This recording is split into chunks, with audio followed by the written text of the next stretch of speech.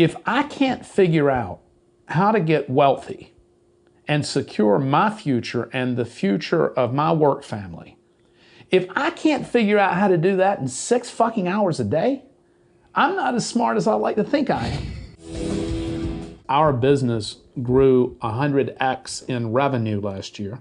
We focus on the concept of minimalism. We don't open until 11 o'clock in the morning, and we close at 5 in the afternoon. Where you find true potential is when your team and you are present and patient and kind and loving and delightful to your customers. Doers, contributors, creators cannot help to do anything but contribute. That's just what they do. That non-functioning thought is clogging up all the channels that you need to receive the glorious abundance that you deserve. Meditation is the greatest biohack of all time in history. It typically takes 2 or 3 months, in my experience, with a daily meditation practice for me to see real results. You are listening to the Optimal Performance Podcast. The OPP is brought to you by Natural Stacks, makers of 100% natural and open source supplements designed to help you live optimal. For more information on how to build optimal mental and physical performance into your life, keep it right here listening to the OPP or visit naturalstacks.com. Ryan Muncie is probably the smartest guy I know. Trust me, Muncie is the nutrition guy. Ryan Muncie's out there trying to make the world better for all of us. The Optimal Performance Podcast is bold, edgy, creative, entertaining, and epic. Ryan Muncie is my go-to guy. Ryan Muncie he's the first guy I call. He's making people's lives better. Ryan Muncie's an innovator. All right, guys, welcome back to the OPP. Thank you so much for listening. We've got a really cool episode for you today. I got to go last week to California, hung out in the Bay Area with a couple of really cool people. This particular episode is with Todd White of Dry Farm Wines. Todd has been on the show previously. We talked about the wines. That episode will be linked in the show notes. If you haven't heard it, scroll back through your podcast directories and find it, listen to it, or go to naturalstacks.com, the blog post for this, and you'll be able to see that episode, listen to it. But on that episode, we talk about what makes the Dry Farm wines so healthy and so special. The quick version of that is that they are sugar-free, they're keto-friendly, they are extremely pure and clean. They're lab tested. Basically, Dry Farm Wines is the only healthy wine, health conscious wine club. So all that information is on those previous podcasts. While you're on the Natural Stacks blog post for this podcast, you'll be able to get links to the books that we talk about. You'll have a link to the special offer that Todd presents for you listeners at the end. I think we talked for about 37 or 38 minutes before we even mention the fact that Dry Farm Wines is a wine club and that they make wines. But there is a really special offer for you guys at the end. It's a penny for your first bottle of wine. And all you have to do is go to dryfarmwines.com/naturalstacks. But the reason it took us so long to even bring up wine on this episode is, A, like I just said, we talked about wine on Todd's previous appearance. But B, we really wanted to focus on what Todd and the Dry Farm Wines family have incorporated into their daily practice and into their business culture. We talk a lot about inviting abundance into your life and how they've built it into their business. Todd calls it the Peace and Profit Manifesto. We're talking conscious abundance. And I got to experience how they incorporate this into their daily routine at Dry Farm Wines. Some really fascinating stuff. I'm incredibly grateful for the entire team at Dry Farm Wines to be able to participate in this. It's easy to see why this practice is is responsible for the extraordinary culture that they have, but also the incredible success that they're having as a company. You'll hear Todd mention that in 2016, Dry Farm Wines grew 100%. And in 2017, they're growing 20% per month, but they're only working 6 hours a day. They are only open for business from 11 a.m. to 5 p.m. They don't do work emails outside that window. They don't do work emails on the weekend. They meet at 10 a.m. every day and they start this practice. And like I said, I got to participate in it. We're going to talk about it. So enjoy, Todd. This is a beautiful podcast and I'm sure you're going to love it. As you hear Todd talk about these things, if anybody pops into your head, please share this episode of the OPP with your friends, with your family, with your followers on social media. Get this message out there. More people need to hear this and more people need to be practicing this in their daily life. As always, thank you so much for listening. Enjoy the show. Todd, welcome back to the podcast. Thanks for hanging out with us. Oh man, I'm super excited to be back. I love every moment we spend together. I'm super happy to have you in California. I'm super grateful. We just finished a walk in 1,000 acres of vineyard and amazing dose of nature. It's been an amazing morning already. I got to participate in your morning ritual that you guys do at Dry Farm Wines. We'll get into that in a little bit. We walked through the vineyards, like you said. You showed me some of the most prized grapes and grape plants, vines in the entire U.S. It's been great already. So we talked a lot about abundance and love and the power of vibrating at a really high level. These are themes that are going to come back as we talk about what you guys are doing at Dry Farm and the message that you will be spreading very soon. And we're happy to be maybe the first place that you've shared it. So before we get into all that, I want to start with, we made the joke, you found it at 50. I may have found it at 28 or 30. And we said, imagine finding it at 22 or 23. What was the moment for you? What was the turning point for you at 50 or whatever the exact age was where you realized what I've been doing isn't working? I need to make a change. Well, I had a very successful financial history employing the techniques that I later came to learn were what we call the law of creation. And so I was already practicing, we're all practicing the law of creation. The question is whether or not our creations are intentional and deliberate. And our intentions are founded in an understanding of the vibrations and the frequencies that surround us in the universe all the time. And so we're always creating. So that being said, early in my business career, I had I'd done all the usual suspects for self-help, Tony Robbins, Zig Ziglar, Brian Tracy. I had read just tons and tons of, Napoleon Hill's work. So I had followed, I had already was on to the concept that we become what we think about. I had practiced that not as intentionally as I've come to learn the practice now, but I was already practicing it. As I said, we're all practicing creation, whether it's intentional, whether it's at a high frequency or low frequency. Mm-hmm. We're all practicing all the time. But I had used it intermittently, not really understanding the power of the practice in the law of creation my entire life. But fortunately, since I had read some of these books and followed some of these leaders who were on a higher frequency, I had used it not quite knowingly, but I had used it to create quite a bit of success. And but I didn't use it throughout my entire practice of my life. It was really targeted and focused at financial achievement. Mm-hmm. Unfortunately, in our country, and what has become now a global problem, we associate the word success with financial achievement. And they're two very, very different things. And so most people who have financial achievement are not successful in my view. They have been able to collect money. Collecting money and being having financial acumen doesn't make you a great person, right? And so, unfortunately, that's the barometer of which we've attached success to, is whether or not you can make money.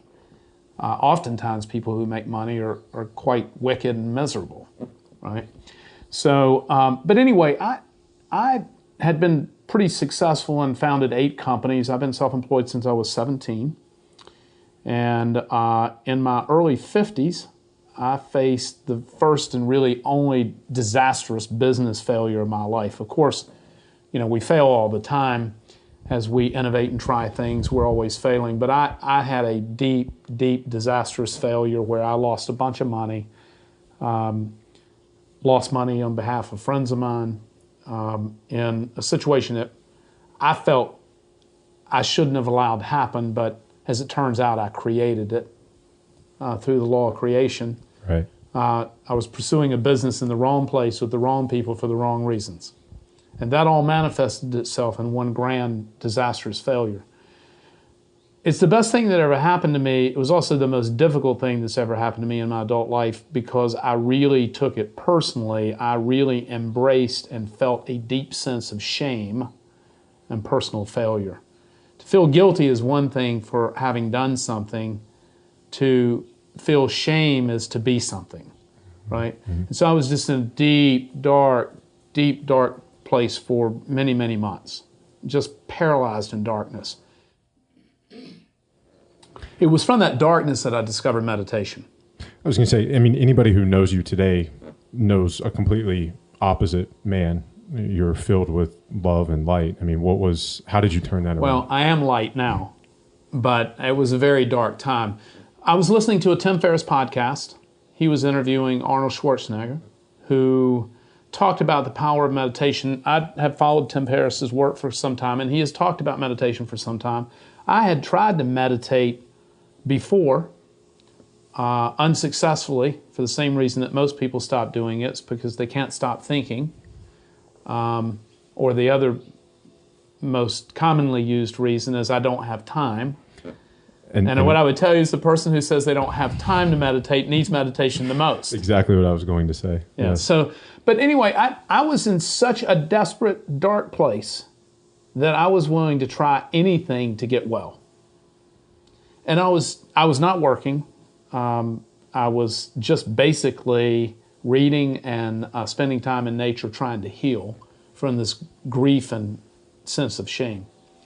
So I began a meditation practice at that time twice a day. I had immediate benefits from meditation, primarily I think because I was in such a dark place. I continued twice a day meditation for probably several months, 3 or 4 months. I now only meditate in the morning most days.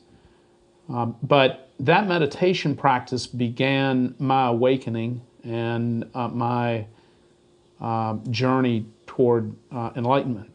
So you mentioned trying meditation before and it didn't work. What made it different that time or at that time in your life? Well, because I was in such a dark and desperate place. And it did bring me immediate relief from that desperation. I felt immediate healing day one. Now, in our practices, and I meditate with a lot of young people now who work with us, and we were talking about this on our walk, it typically takes 2 or 3 months, in my experience, with a daily meditation practice for me to see real results in these young people who have joined our team and started our daily practices. And so I think it's really 2 or 3 months before you begin to. I'm talking about a daily 20 to 30 minute practice every day. So it's one of those things. If people are going to commit to it, they really have to commit to it. I'm going to do it daily. I'm going to do 20 or 30 minutes, and I'm going to do it for 2 or 3 months, regardless of what I do or don't experience after a week. On our walk, you mentioned how amazing it is to see the transformation for young folks at 22, 23. What are some of the things that you see, maybe not on an individual personal basis, but just in terms of energy change and expression of who they are? I think it's most notable in that you see the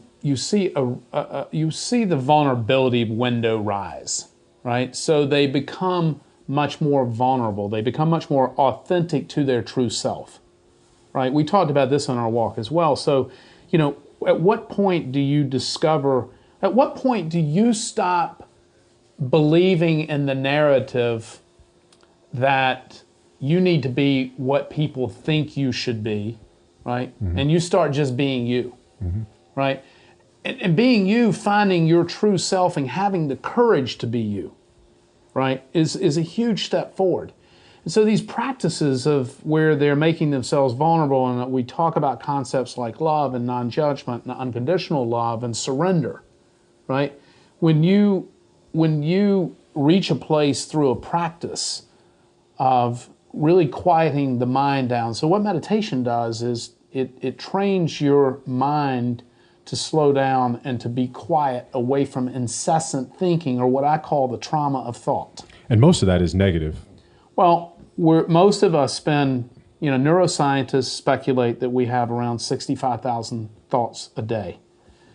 The problem is that about 95% of them are the same thoughts we had yesterday, right? And so most of these thoughts, the trauma of thinking, most of it is we're reliving our regrets from the past, or we're thinking about our anxieties of the future, right? Very little of our actual time is spent in functional thought, as I would call it, right. Critical thought, where we're solving problems or we're creating something. Right, it's a good word. Yeah, most of it is non-functioning thought. That non-functioning thought is clogging up all the channels that you need to receive the glorious abundance that you deserve. Because we're just putting out, so we blocked all of our channels to receive, and we're projecting these low-level frequencies into the universe, caught up in the moment where we're allowing words and thoughts to become the form or the emotion becomes the vibration or the frequency. And so words, when I say take form with a word, let me use an example. I used one this morning, but I quickly corrected myself. But let me use an example. You're having a conversation with someone and you say, I'm going to be disappointed if, right? Well, by programming that frequency, a low-level frequency like disappointment, right, which is a negative emotion, by using that phrase is going to take form, right? And when you take the form of being disappointed, your frequency is going to go down. So I don't use, or when I do use, you asked me about a vendor this morning who we share in common. I'd love to put them out there on this podcast, but I'm going to take a higher frequency than that. You asked me about a vendor, and I described to you that I used the phrase, I said, we're super unhappy with them. And then I stopped and I said, no, because I don't possess the emotion of happiness or unhappiness. So let me rephrase this, right? So I want to back that up, because the only emotion that I want to vibrate is love, gratefulness, and being present in the moment, right? I don't want to project a low level frequency into the universe, because I also, not only do I believe in the law of creation, but I also believe in the law of attraction. And so like energy, like fields of frequency, reflect back and collect the same frequency. 100%. We should have just been mic'd up on our walk this morning. Yeah. But you talked about, or we discussed on our walk, how when you are surrounded by love, or when you are feeling gratitude, gratefulness, it's impossible to experience fear or doubt. Can you explain that a little bit? So it's quite common sense. It's what we call the law of light. And the law of light works like this. Darkness in the presence of light cannot survive. So when you bring light to darkness, darkness cannot exist. The same thing is true of fear. When we bring love to an environment of fear, fear can no longer exist in the presence of true felt love. The same thing with anxiety and gratitude, or gratitude and fear. Anxiety is just fear vibrating, right? So anxiety is a frequency or an emotion. Emotions are created when we have a thought that's fear-based, right? Well, emotions are created from any thought, but in this case, if we have a fear-based thought, the expression or the experience of that feeling is the emotion. Is the emotion. Right. That's the vibration. That's anxiety.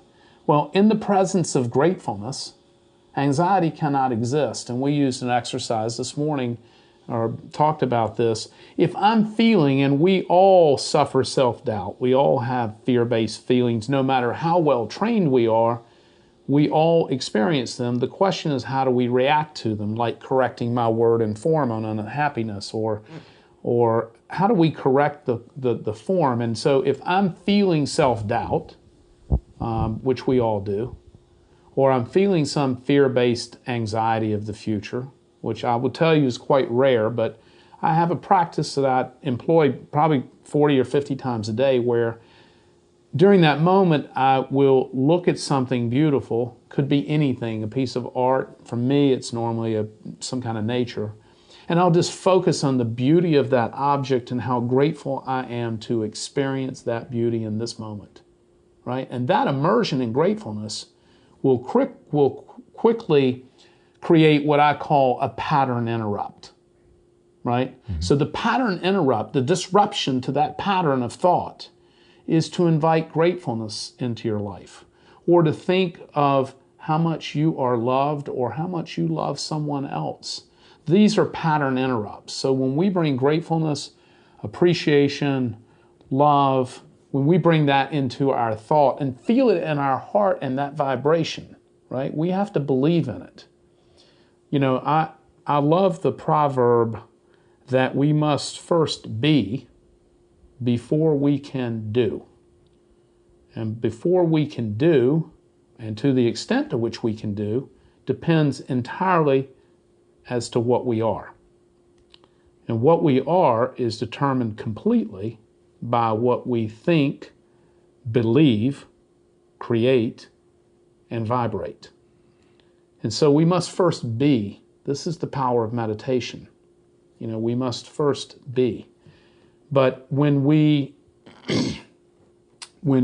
immerse, the reason I mentioned that thought was that it's not enough to just think about beauty. You must immerse yourself in the gratitude. You must feel the vibration. Mm-hmm.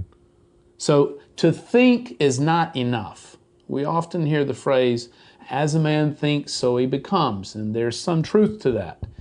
But as a man becomes is really what he believes and what he vibrates and what he creates in those vibrations. That's what he becomes. It starts with thought, but that doesn't complete the circle of getting there. That's all so beautiful, and it's such a perfect segue into how you guys are implementing conscious abundance into what you do at Dry Farm Wines. Talk about how instead of focusing on what you're creating, you're focusing on who the people are in your team and how that has translated into enormous success, and how that sort of flies in the face of, you know, the typical Silicon Valley, even across the spectrum, entrepreneurs, grind, hustle. Yeah, so to give some context to that success, and I've grown a number of successful businesses, none of them anything like this. And I attribute and contribute nearly 100% of our success to our conscious abundance practices, and we'll talk about those. But to give some context, our business grew 100x in revenue last year. It's a real business. It's profitable. It was profitable from day one. And just yesterday, when you arrived, I'm glad you came to town. Just yesterday, we set an all-time one-day new revenue record. So thanks for coming. Oh, my pleasure. I hope you'll come back again. Absolutely. So anyway, we do not strive. We constantly talk about this. First of all, we don't open until 11 o'clock in the morning, and we close at 5 in the afternoon. So you're only open 6 hours a day? Monday through Friday. No work email outside that window, no work email on the weekends? No voicemails. No. Still amazing growth that any business would kill for. We don't focus on, we focus on the concept of minimalism. No group emails, no after hours emails, no weekend emails, no voicemails. I don't respond to emails with a thank you or a good job. Everybody knows that I love them and know that they do a good job. So we're trying to minimize and create an environment of peace so that profit can expand. Profit will expand in the presence of peace.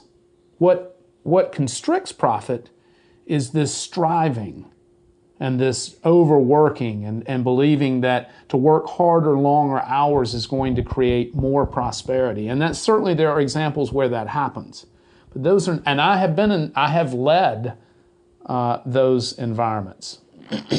They never reach their true potential because they're only supported by this desperate striving, right?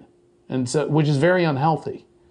And so they never reach their true potential, right? Where you find true potential is when your team and you are present and patient and kind and loving and delightful to your customers. So our goal is to surprise and delight our customers. That's what we do. That's our primary focus from a business perspective, is to delight and surprise. With each other, we want to express gratitude and love. And in the presence of love, fear cannot exist. In the presence of love, non-working is not an issue. When everyone loves each other, they want to do their very best work. The other thing I thought about some time ago, if I can't figure out how to get wealthy and secure my future and the future of my work family, because their future financial independence I have a moral responsibility for that. Right.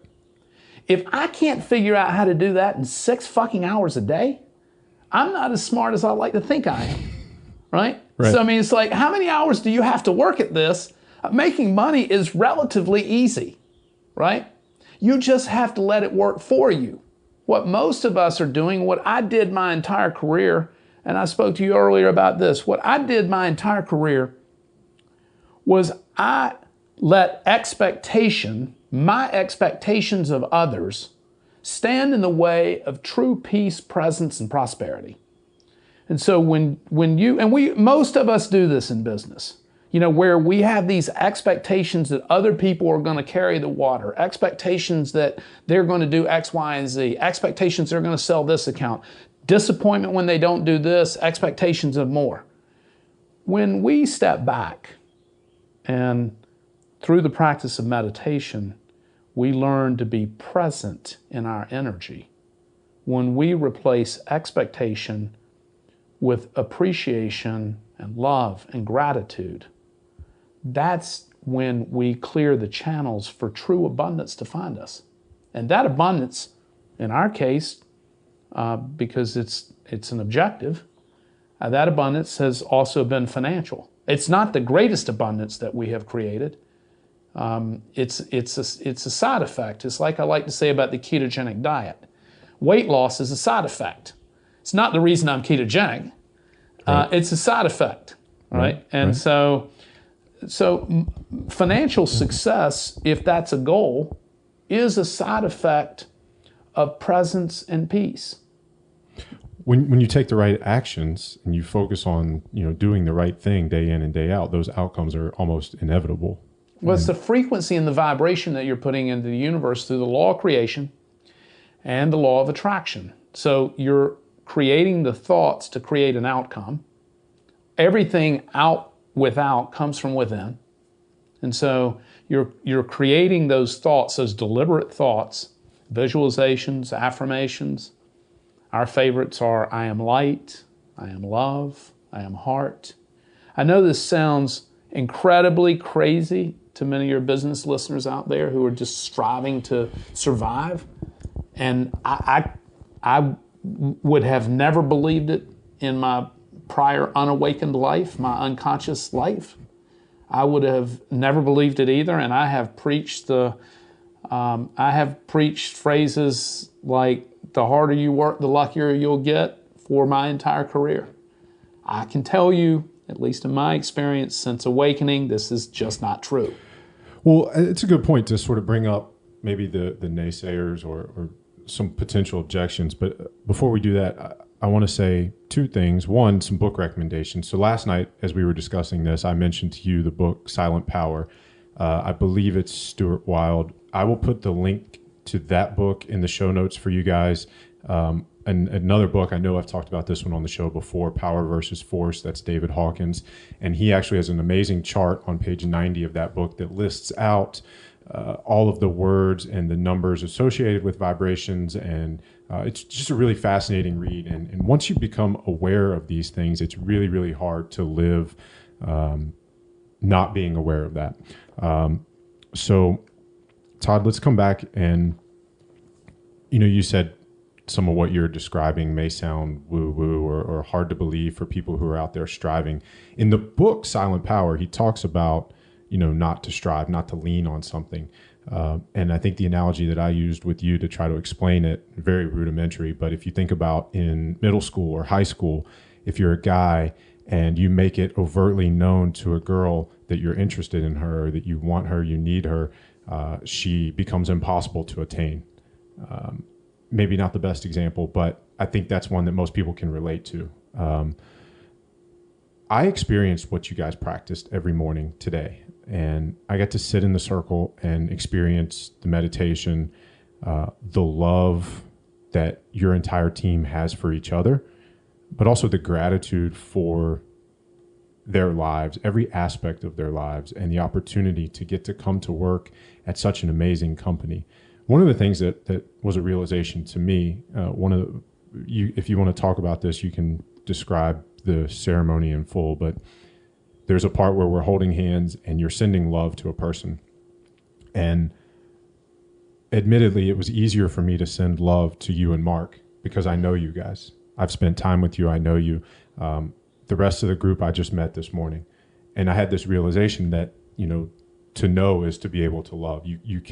I could not send as much love to the people I didn't know as the people that I did. So, I can't imagine going to work in a company like that. And for you guys listening, this is not to throw Natural Stacks under the bus. We're a virtual company. It's not something that we could do in a circle like that, but we could start our day on Slack that way. For you guys listening, I'm just trying to give you examples of how you can implement this into what you do. But it's incredibly powerful. And I can't imagine working in a community like that where you neither want to let down your team, but you're also you've started your day in a way that is not rolling out of bed, checking email and responding to fires, but you're starting it in a place of love and non-judgment and light and energy. And then when you take that to what it is that your purpose is for the day, you can't help but make people's day better. Yeah, and when we the powerful thing about the love energy practice, when it came to you, you felt that energy. I did. You can feel it. I did. You get chills. You can feel it at your core. I will be completely honest. I will say that my arms were sort of bent almost the way like if you're sitting around a table, in prayer before a meal. But I could literally feel my biceps felt electric. Like I just wanted to absorb it and like curl, and I felt like I could have just lifted the world. Right. So this practice is, so we have a daily rituals. We begin every single day, no matter where we are with these rituals, no matter who's present. We had 4 or 5 folks who were not present for our rituals this morning because they were traveling and it's a holiday. But we begin every morning with quiet, concentrated meditation. That's followed by 5 to 10 minutes of what we call just quiet gratefulness thought, things that we're just grateful for in our lives, quietly. That's followed by, this morning, we have a whole bunch of different practices, but the one we followed this morning was where the group joins hands, as we frequently do in circles when we travel or when we are together. We join hands, and someone leads. In this case, it wasn't me. It was another person leads the channeling of power, love, and strength into each person. So what happens is the leader who's leading projects love and names a person's name in the circle, and everyone else in the circle projects love and goodwill and power onto that person when they're named. And then it goes around the circle and each person is named to receive the love from the others. Well, when you're named and the energy is directed to you, you can feel this massive, massive jolt of love energy, and just I get sort of chills and tingles in my core, just throughout my body. Just vibrations. Right. And it happens every single time. It's not coincidental, right? I don't get the same feeling when other people's names are called. I'm just focused on projecting love to them. Then finally, the way we wrap up these sessions, and these sessions typically last 30 minutes to an hour. So our daily schedule is, while we don't open for business until 11, we meet at 10 o'clock in the morning. So prior to 10, everyone is practicing their individual rituals. So we all belong to the same gym, which happens to be next door to our office. And and the company pays for everybody's gym membership, and everybody that we work with is kind of ripped out. And you guys are incredibly picky about who joins this community. We are. I'm going to tell you about that in just a second. Okay. But I wanted to. Finally, the way we wrap up this practice daily is, which goes on between 10 and 11 o'clock in the morning, is what we call gratefulness therapy. And that's where everyone just individually, while we're still in a meditative state, all this is occurring usually in our conference room. This morning it was out in nature. Sometimes we go to nature, but it's usually in our conference room. Lights are out, candles are burning. And this gratefulness therapy, I think, is the single most important practice next to meditation, which is we go around the circle and each person talks for 1 to 3 minutes about what they're grateful for in this moment, right? And that's always something different every day. Mm-hmm. There's sometimes common themes, but this outward expression with your peers, this outward expression is very powerful, and it really creates a window of vulnerability, mm-hmm. right? Because you're in a flow state. It's kind of, you're just rapping. It's not something that's planned. Nobody thinks about what they're going to say. They just riff whatever they're feeling grateful for. But to address your employment question real quickly, because we do have a really incredible, we have an incredible interview process. Our interview is 4 days, and it involves a number of these rituals and meditations together. It involves cooking a meal together and shopping together. It might be the single most important part of the interview. You've told me why, but I want to know why. Tell our listeners. It starts with a trip to the market, right? And it's me and the candidate, just the two of us in the market. And I'm going to set up scenarios in the market to see how the candidate responds, right? I might, if I have a cup of coffee, I might leave it sitting somewhere. I'm going to see this candidate notice and get it. I may drop something on the floor. I want to see if the candidate reaches down to pick it up. My most famous test in the market is at the olive counter, where I get out small containers and start putting olives in them, or other artichokes or whatever. I intentionally set them on the edge right in front of the candidate, and I leave the lid off. Every great candidate will immediately get a lid and put it on the olive, right? Now here's why. Doers, contributors, creators cannot help to do anything but contribute. That's just what they do.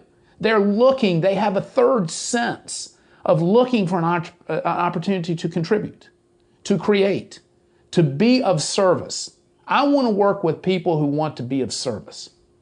And I don't have time right now at this point in my career. I don't have time to teach that. It's learnable, but for most people, they learned it in their childhood, probably from a grandparent or another influential figure. They're just doers. They're people who like to create. So from there, we then cook a meal in my kitchen for 15 of us. Sometimes there'll be 2 or 3 of us working. Oftentimes it's just me. And I have the great fortune of working with most amazing cooks. Almost everybody on our team is an amazing cook. We're in the taste-making business, and fortunately we're all super into food and great cooks. But oftentimes it's just me and the candidate. And in the kitchen, what I'm looking for, I don't care whether the candidate can cook or not. What I'm looking for is, are they self-starters? In the kitchen, there's 100 things going on at the same time, particularly during prep, right? And it's like, how are they contributing? How clean do they maintain their workstation? When we do resets in the kitchen, which is when everything gets cleaned off again and you start again during the cooking process, this can happen 2 or 3 times during the prep and execution phase. Because when you execute a meal for 15 or 40 people, everything's got to be set in advance, and then you're just going to go through this kind of rhythmic execution, or the cooking, or the dressing, or the whatever. But the candidate, there's just 100 opportunities to see their attention to detail, how engaged they are, how deliberate they are, how much action, how much strength and power they put into a task. I can tell everything from the market and the cooking as to what kind of contributor there'll be. And many people have either been hired solely from that. In other words, they didn't interview as well, right? But they were so strong in performance. And then the opposite has also occurred, where somebody interviews so well, you're just like, wow, this is a slam dunk. And then they just can't execute with energy, right? They're just great interviews. Right. Those people don't get hired. If you fail the energy test, if you fail the kitchen test, you're done. And to be clear, the shopping and the food that's not the extent of the interview process. You guys have a whole lot more filtering and screening before they even get to that point. Before they get invited to come here, most people relocate because we don't hire locally. We meet most people through the biohacking circuit. Somebody knows somebody. Or people are delivered to us quite often just by the power of the universe. People are connected to us through our frequencies. Because when we have open positions, we're also putting those frequencies, we're visualizing and affirming that during our morning rituals. And you guys are out there. I mean, you're at conferences every weekend. You're working with big name companies. I mean, some of your guys were at Google last night. I mean, if you have a vacancy, it's known by people who can help fill it. Yeah, we'll oftentimes put a "we're hiring" sign up at wherever we're at. And we're at over 100 events a year now. And we're the official wine for virtually every health conference, on the planet, from Ancestral Health to Paleo FX to Bulletproof. The list is quite long. Joe Polish, Peter Diamandis, A360, Joe Polish's Genius Network. I mean, this is huge. JJ Virgin's Mindshare Summit. This is huge. We're the official wine for everybody because we're the only health quantified wine merchant in the world. We haven't even mentioned wine. Yeah, I know this is kind of crazy, but where are we at? We got about 10, 15 minutes left. So we'll save a little bit for wine, but I do want to mention one thing, that sort of the unspoken caveat to your practices with the company.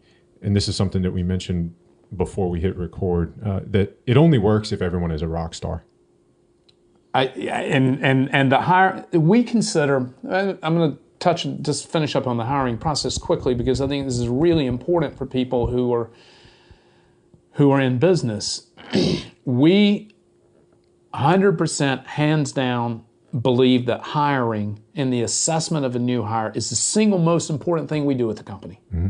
Single most important thing. I would agree completely. I mean, if you look at in your life, how you spend your time and who you spend your time with are the things that probably mean the most when you are being completely honest with yourself. And in business, I mean, the people that are on your team really make or break it. Well, we are a family. We love each other. We travel together constantly. We spend time, we dine together 2 or 3 nights a week. We cook together 3 or 4 times a month. We genuinely love, we would rather hang out with each other than virtually anybody else, right? So it's quite natural. This hiring thing, if you have to terminate an employee or an employee leaves, We don't have employees. We also don't have titles. We all have the same title, which is partner and health evangelist. That's everyone's title. Everyone is a partner. Everybody should behave if they're president. There isn't a president because everybody should be president, right? If you're not acting like the president, then you're not acting like a partner, right? So we don't believe in a hierarchy. And I'll also give you another, this is crazy, this is going to also, we all make exactly the same amount of money. Wow, I didn't know that. So anyway, this we have a whole bunch of what some people would think are crazy rituals that produce this phenomenally successful business. But in the hiring process, I want to finish this up because this is really important. When we do a job posting, we have a document there that explains all of our practices, tells you what our culture is like, that we talk a lot about love, and we talk about the universe and vibrations and frequencies, and we talk about the power of the connected universal mind. We talk about soul. We talk about loving each other. If you're uncomfortable with any of this, this is not the place for you, and many of you may be uncomfortable. That's okay. But then there's a 15-question questionnaire that the candidate has to complete prior to, we won't even take their telephone call or consider them until they have completed the questionnaire. The 15-page questionnaire will result in 4 to 10 pages of replies to us. The questions are deep. Right. These are not... They're not multiple choice. They're not multiple choice, and very few of them have anything to do with business. They are life questions, right? And so our last candidate, who's flying in next weekend from Boulder, Colorado, who just submitted his questionnaire on Monday of this week, replied with 8 pages. He's a rock star. You even know him. I'm not going to mention his name naturally, but you know him. Now I'm racking my brain. Who do I know that lives in Boulder? But he is a rock star candidate. We've known him for a couple of years. So anyway, most people get eliminated by the questionnaire, right? Mm-hmm. So we're experts at reading these questionnaires, right? And so we're going to make an investment because we're going to have to fly the candidate here, put them in a hotel. We're going to pay all their expenses coming and going and keeping them here for 4 days while we go through this extensive interview process, where even during the interview, I'll tell you, most candidates even become emotional and cry. The interview goes deep, right?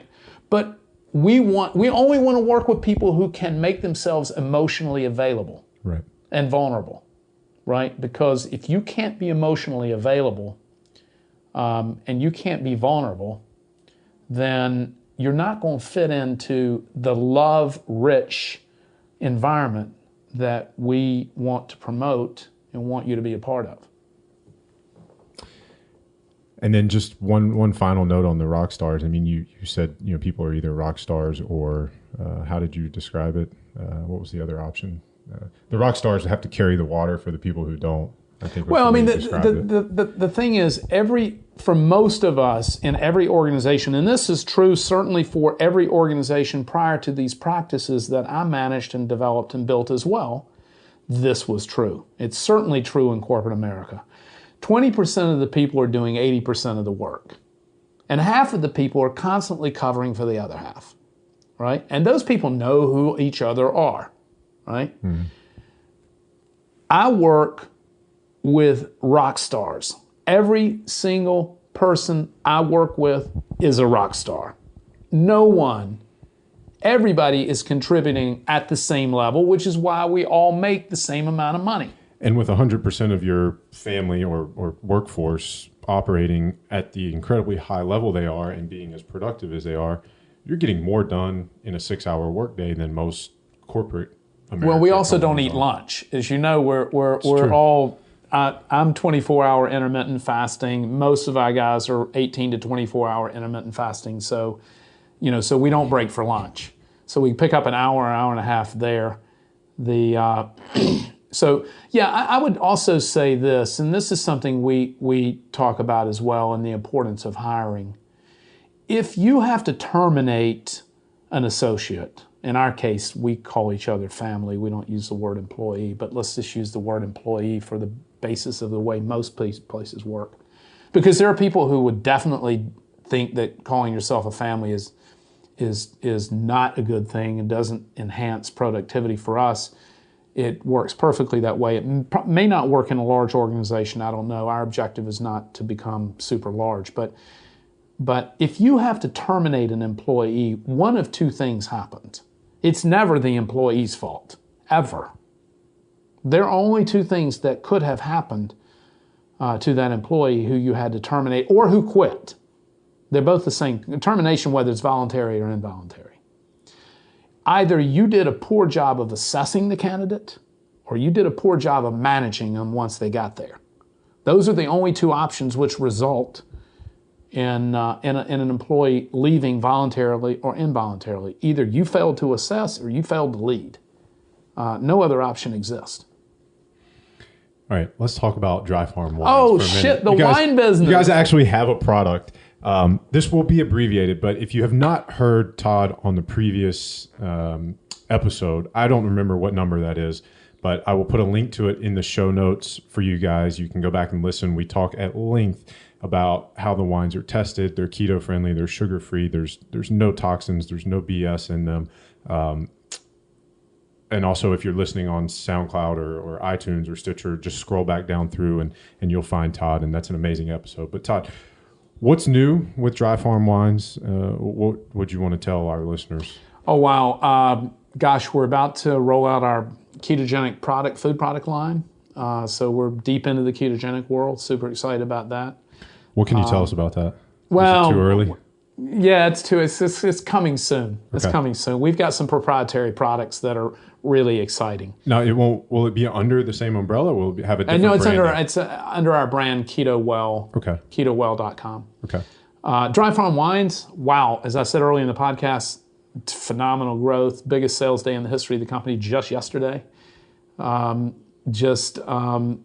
Amazing abundance, so much love for our customers, so much love from our customers. We liberate people. We give them permission to drink again in a healthy way. And how so? Why are your wines different? I'll tell you why. Because, well, for many, you go to our website, and we'll give you some links on that in a moment. But it describes all the attributes of our wine. But our wine does not cause headaches or hangovers or brain fog. It's also lower alcohol, so we're talking about a more gentle buzz, more creatively expressive, more cognitive connection. So there's a whole bunch of reasons about why these wines are very special, but we're the largest retailer of natural wines in the world. Natural wines are a very specific category of how wines are made. There are no wines made in the United States that meet our criteria, that meet our health and performance criteria. All of our wines are imported from small family natural farmers in Europe. They're all chemical-free farming and chemical-free winemaking.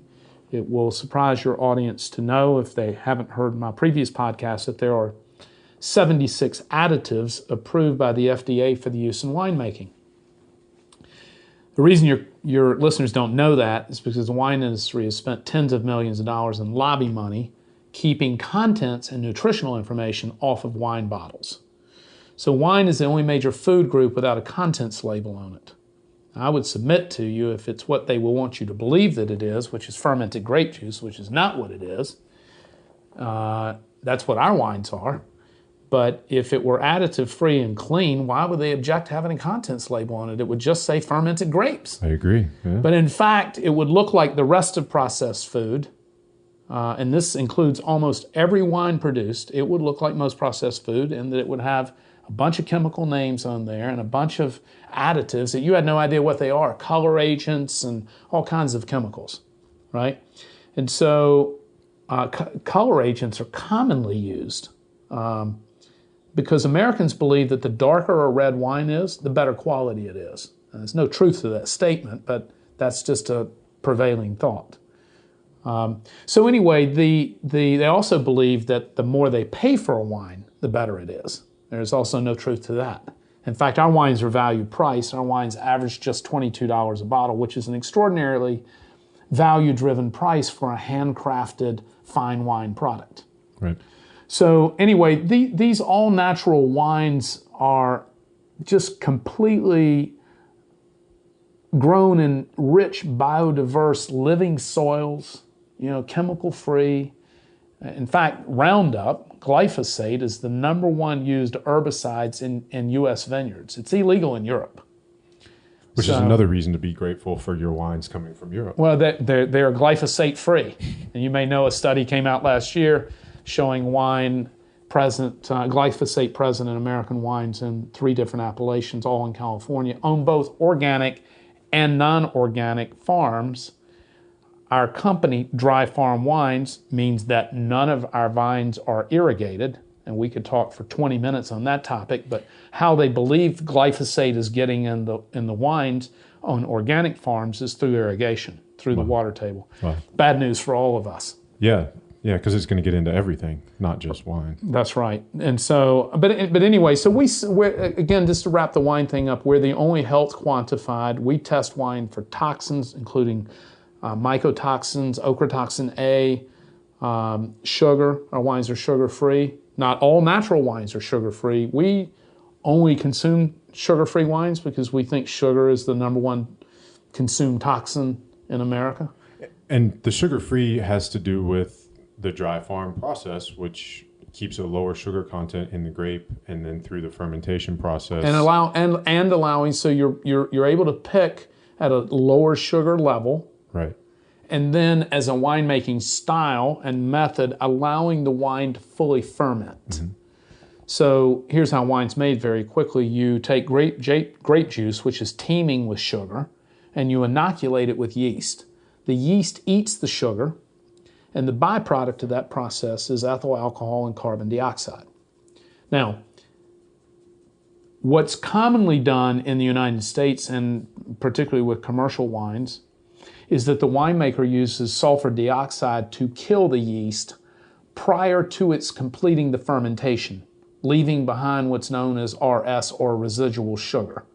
Americans have sweet palates, and so even though a wine doesn't taste sweet, it can still contain plenty of sugar. If the acid level is high enough, even I can't taste the sugar. We commonly reject wines that we can't taste sugar in that come back sugar positive from the lab, right?